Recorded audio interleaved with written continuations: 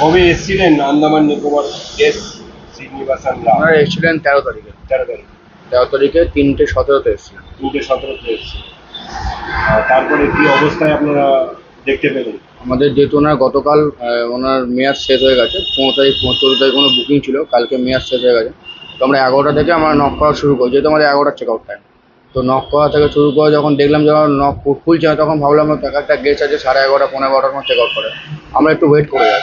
তো যখন দেখলাম 11:30 পার হয়ে গেল, তখনও কোনো রেসপন্স পাচ্ছি না, তখন আমরা আমাদের স্যারের সাথে কোঅপারেট করে তো আমরা তখন রুম নক করা শুরু করলাম। তো যখন কোনো রকম কোনো রেসপন্স পেলাম না, তখন আমাদের ম্যানেজার স্যার আমাদের একে ফোন করলেন, থানায় ফোন করলেন। তো থানা থেকে পুলিশ আসছে, আমরা একটু পুলিশের সাথে আমরা ওপরে গেলাম আমাদের দুজন স্টাফ নিয়ে। তখন স্যারের ওনাদের পারমিশনে আমরা দরজা তখন ভাঙলাম। আমার সঙ্গে একটা পুলিশ ছিলেন দরজা ভাঙাতে, সেটা আমাদের কাছে ভিডিও রয়েছে। তো তারপর আমরা ওই দরজাটা ভাঙলাম, ভেঙে দেখলাম ওনার ওরকম অবস্থায়। কিরকম অবস্থা? মানে গলায় দড়ি দিয়ে মানে